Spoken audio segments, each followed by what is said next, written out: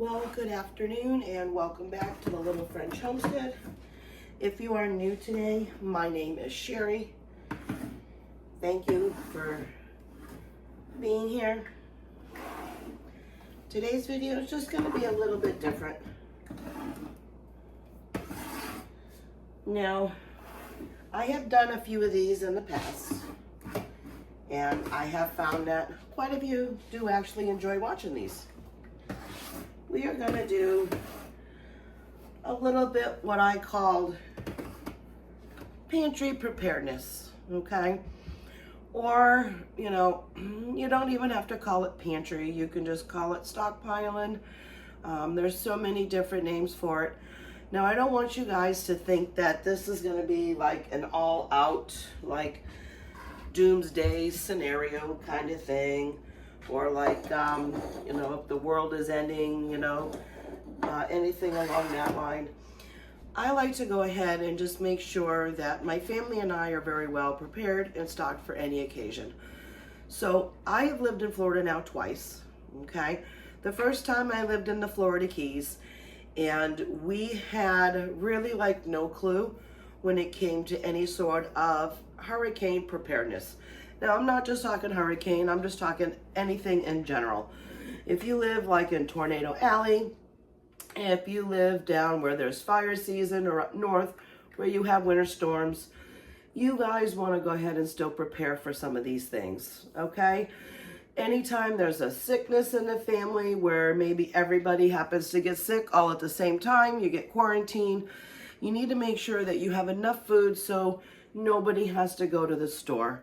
Financial distress. We went through that in our house not too long ago. I had found myself unemployed for several months. Thankfully, I had a well-stocked pantry, well-stocked even in my meat sections. Hi, Tiger. He wants to say hi. Even in my freezers. So I have two freezer chests. One that is all full of meats. One is for vegetables, ice cream, French fries, bread, stuff like that. So we had a big financial hit when I got laid off of work. And thankfully, though, we were well prepared. I made sure that I kept continuously rotating our stock and stockpiling. Not a lot, but enough to survive if something ever did happen. And when it did, it, pretty much wiped us all out. But we were able to still keep going and maintain our, hi, sweetheart, you got to get down now. Maintained our house. So every day we still had fresh food, home cooked meals, obviously. We do go out to eat every once in a while, so we stopped on going out to eat, saved our money. I got a new job, and we're right back, and I'm refilling the pantry again. So I just want to go over a little bit, okay? One of the main golden rules for stocking for yourself is stock what you eat what you stock. So, these were buy one, get one frees. Now, we did use a couple of these things for a meal, maybe like a night or two ago, but this is why you prepare for yourself. You get all involved. You get, we got a couple of different kinds. I did a video on it not too long ago, but then also too, soups. We got chicken and dumpling, we got chicken pot pie, we got savory beef with potatoes. You want to go ahead and have a variety of different items. When we lived in Key West, or right above Key West, power was out for almost 2 weeks. So therefore, you needed to make sure, you had instant coffee. If you're a big coffee drinker, you need to have instant coffee because your coffee maker is not going to work when there's no power, okay? Not everybody can afford a generator. So you want to make sure that you have backups. We also have a stove out here, and my husband, not too long ago, we filled up both of our propane tanks because we knew we were getting ready to go into the hurricane season. For us, it starts June 1st and it ends November 30th. Thankfully, last year we didn't have any hurricanes, knock on wood, but it's not like that every year. The Atlantic was completely calm. Some storms went over to, yes, Bermuda and stuff, but we didn't see any on the East Coast whatsoever. So as you're coming along, you want to go ahead and prepare. So I've got some over here, and I'm going to move you over. On hand, you want to go ahead and have a lot of the pastas, your rices, and your oats. These are a great form of carbohydrates, especially if you have to go outside, do any kind of like labor. So like in the middle of a hurricane, you have any trees that fall down, you have to go and take care of those trees. In a winter storm, you have to go outside and shovel. You're burning all of that extra carbohydrates. Your body needs to be replenished.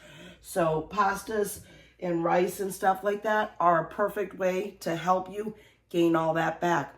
Now, if you don't have any power, you know, hopefully you have an outside grill.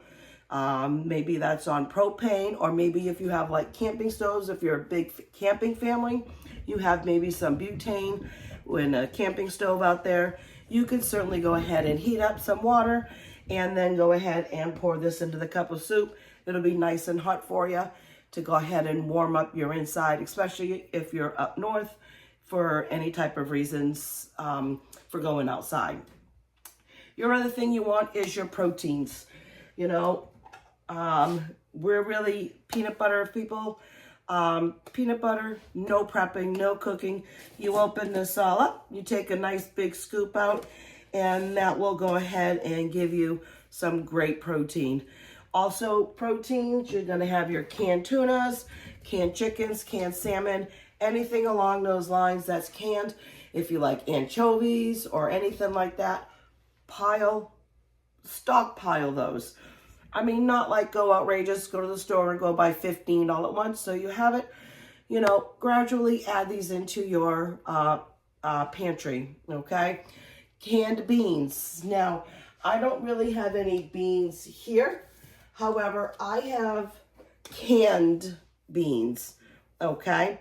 I canned these a couple of months ago. This is back in November. So we can just pop this top and then put it on the stove. These are already cooked. If you don't feel like you can do any pressure canning, that is totally all fine. Beans, you do need to let them soak in water for at least 12 hours before then you cook them. You do have to rinse them off and then cook them, but you can also do that out on the grill if you need to. Also, too, any kind of vegetables. I mean, we also have canned baked beans right here. You know, we've got corn and everything up there on the top. Let me give you a quick little peek. All right, this is what my shelving looks like up here. So we got our corn, we got peas, we got black bean, you know, we got cut beans. You also want any of your tomato products, okay? So canned fruits, canned vegetables. You also want oils and spices. Those are a big thing. Let me flip you back down. So you don't forget about your oils and your spices, your cooking oils. You can do avocado oils, you can do regular canola, vegetable oil, whatever you feel like you have in need on hand. Your spices, salt and pepper, a lot of things are going to be very plain, you know, especially any one of these canned items. You're going to want to add those items into your food as you're eating them, so not everything is all dull. Please also make sure that you have morale boosters food, okay? I'm talking like chocolate, okay? You don't have to keep chocolate in the refrigerator. Yes, it's wonderful, but you don't have to. That can be left out. Or if you really want to, you can buy a big bunch of chocolate, especially like on Valentine's Day. The next day, most of the stores have 50% to 75% off. That's when you buy that stuff. You know, you can also do cookies. You can do crackers, you know. Make sure that you have teas and coffees on hand. Instant coffee, okay? Hot chocolate for the kids. You will need to use some water for that, so just make sure that you prepare and have extra water for that. These are huge morale boosters. And that's what you want to keep going, especially when there's no power and you can't get outside for a couple of days or maybe longer, okay? Talking about water, you want to make sure that you have at least 1 gallon of water per person per day, okay? You can only survive 3 days without water. So you want to make sure that you stockpile that, especially in a hurricane scenario, okay? You're not going to have electric. So bathtubs, fill those up if you have them. Make sure that you can use any extra buckets or pails or pots and pans. Fill up all of these things. Fill up as many as you can. If you don't use them all, not a big deal. But if you have pets like we do, we want to make sure that we stock up for those pets. We have 12 chickens out there. We want to make sure that the chickens also have water and also have food, okay? So this is what you're going to go ahead and prepare, and you need to think about all of this in advance, okay? So if we, for instance, if we get a category 3 or better, which is considered a major storm, we may evacuate, okay? And I may have to take those chickens and just enclose them in their permanent pen and give them fresh water and food inside of their indoor enclosure as well as their outdoor enclosure. If there's 150-mile-an-hour winds, they're not going to want to go outside and go eat. Well, they need to eat, they need to drink. So you have to think about things like that, okay? And when with my pets, make sure you have backup dry food and backup wet food if you feed them wet. Make sure you also have any medications that they need, any medications that you might need, okay? Not everybody is in perfect health. So sometimes you may need to have those medicines on hand and on stock. First aid kits, definitely, okay? Have a first aid kit. Even if it's a basic one that you can afford, get one. So then that way you have it. You know, have a bigger one if you can. Make sure that you have any type of supplies if you have to leave your house, okay? Make sure you have your mortgage insurance, your house insurance, birth certificates, social security cards, anything that's documented.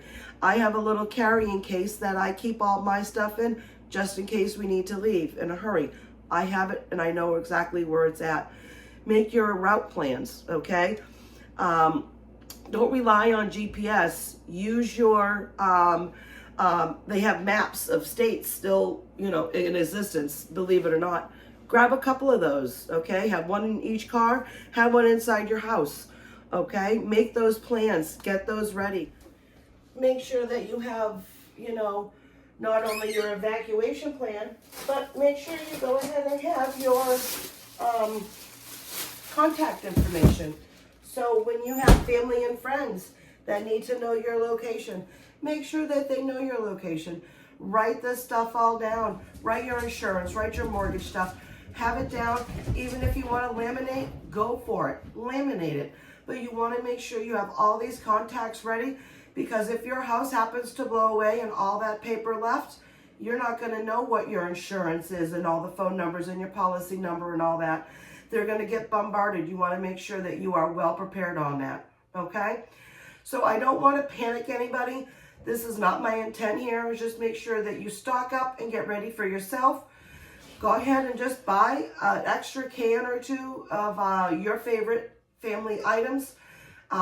Put one out here, put one in a safe spot. If you have a back pantry or a stockpile in a closet or something like that, go for it. Do that, okay? Don't be afraid to have a few extra things on hand. It's not like you're preparing for the end of the world. You're preparing for any type of financial difficulties, any type of sickness, or any type of natural disaster. So I just want to say thank you so much for coming into my home today. If you like this video, go ahead, like, share, but most importantly, go ahead and subscribe. Click that notification bell to receive all of my updated videos. And as always, keep on cooking. Bye.